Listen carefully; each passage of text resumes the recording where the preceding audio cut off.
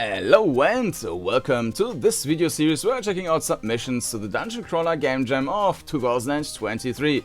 This time we will have a look at Calabozo Basico by Klaymor with a K for programming and testing, Fazy for art and animations, and Z-Man who also did art and animations. Let's go over the description here. Explore a winding, twisting labyrinth, fighting both creepy and cute monsters, forging ever deeper in search of, what? Fame? Riches? Power? And we got the source code. The music is by Abstraction Music, and some other audio is by Mao Audio. And yeah, that's it, so let's jump into the game. And here we are, nice main menu thing, also with some options and a volume slider, which is nice to have, and it even works. Smooth turning, smooth movement, alright, let's get into the game. And I already played around in the game for a bit, and I was quite confused, and I spent most of the time being confused. Which is why I'm now recording that to give you, well, a brief overview basically. Just one thing, here below me you can see that there's just an icon with an ink, so alright. So we are in the dungeon here now, you can see a nice minimap, our party of 4 characters, which I don't think they are super relevant. Now we have random encounters. I think they are limited per level though.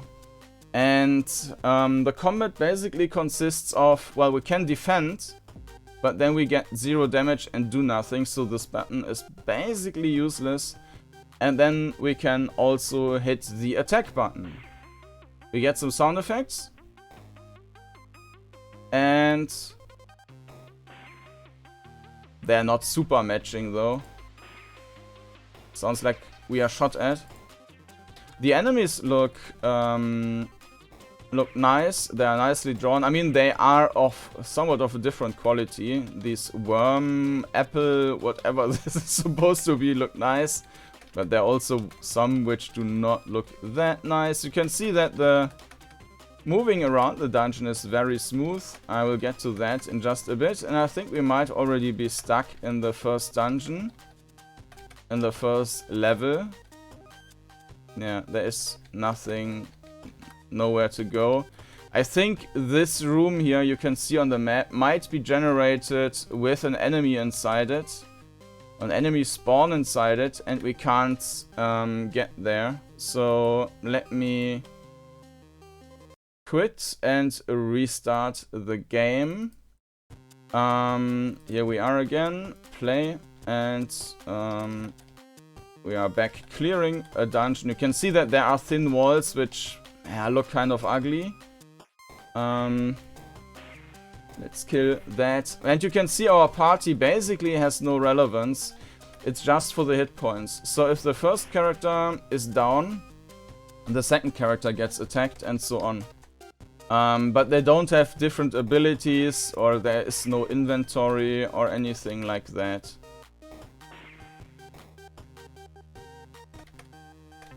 We just move around in the dungeon until you either die or you manage to kill everything. It's actually interesting. When I checked in before, I did like, I don't know, maybe 7 or 8 different levels without dying. I mean, there are not too many random components. I mean, considering that everything is basically random. But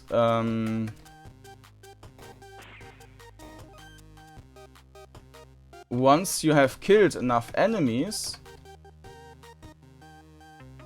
there's the last one. So these are not completely like random encounters. I think they might be generated at static positions. So if we just run back and forth, we will not get attacked. They are invisible,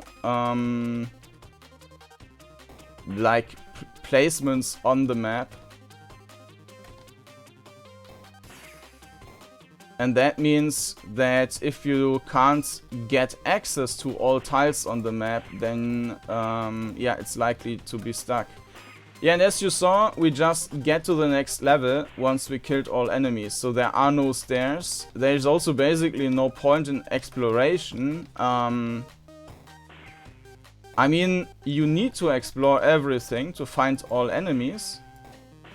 But there is nothing to find beyond that. Like, there are no stairs or anything like that. The stairs we will always find after encountering the last enemy. And that's pretty much it. So you can see I was a bit confused about, well, the party, what's up with these characters, but there's nothing to that. So they just act as a hit points. So basically it's one long hit point bar stretching among 4 characters.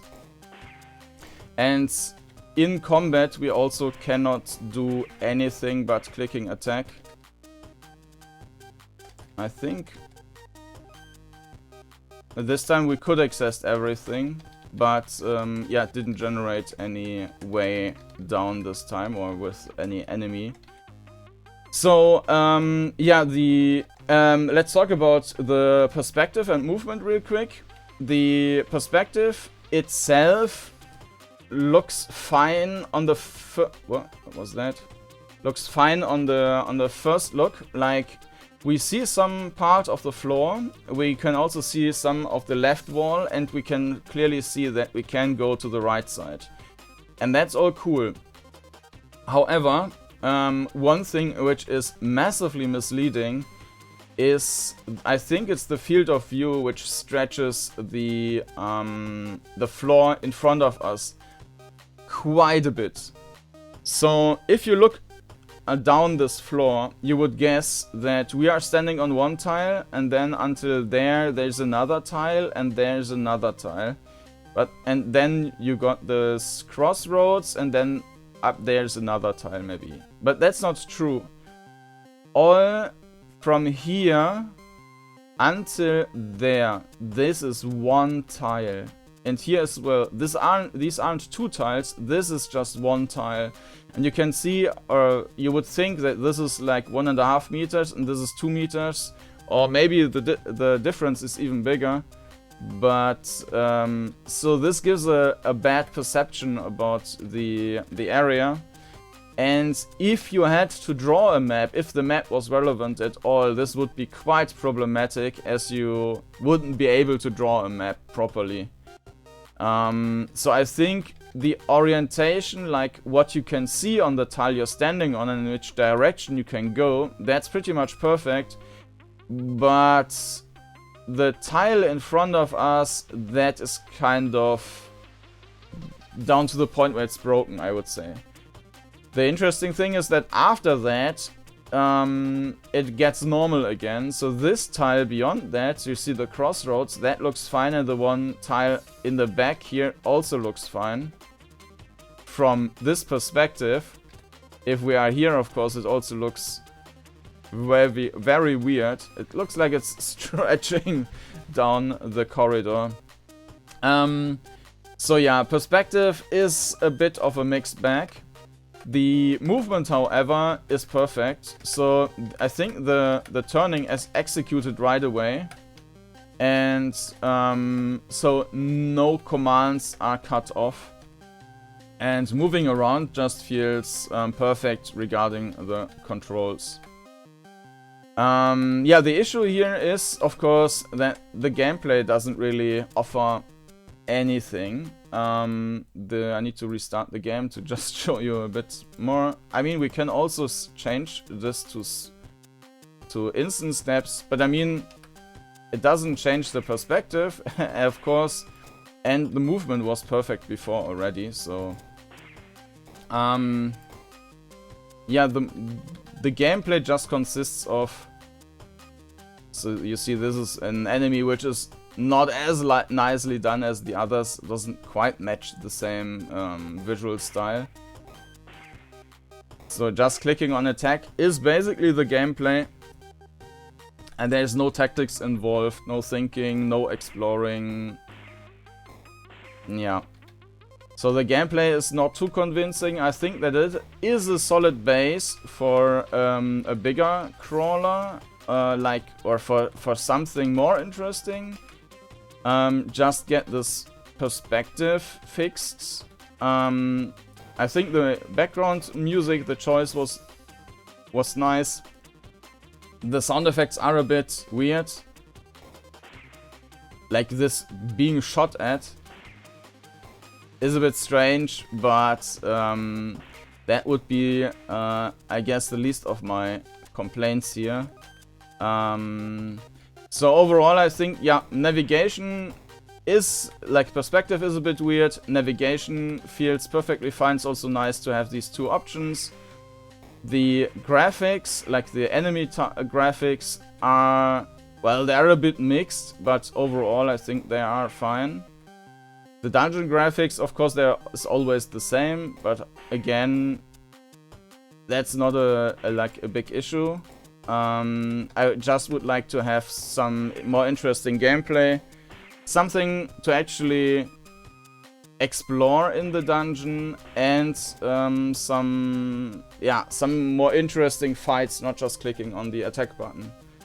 So yeah, that has been Calabozo Basico by Klaymor for programming and testing, Faizi for art and animations, and Z-Man also art and animations. I think that's a decent entry in that it is well playable, but I think it would have been great, even in this case, when the developers maybe weren't able to do more in terms of, I don't know, mechanics, just to have some ending. Like if you fight through 5 dungeons, then you get an end screen saying you did it, you finished the final boss or something. But from what I can tell, I think the furthest down you died. I mean, it's completely random, I can't influence anything. The furthest down I got was, I don't know, maybe 7 or 8 levels or something. So maybe there is an ending after 10 levels, but yeah, you would only be able to reach that with sheer luck. So yeah, if you want to check it out, you can find the link down in the playlist. The link down in the video description, but you can also check the playlist with all the videos I released so far, and of course you can also subscribe to the channel to not miss any future videos. And with that, that's it already. Thank you for watching, and I hope to see you again next time. Bye bye.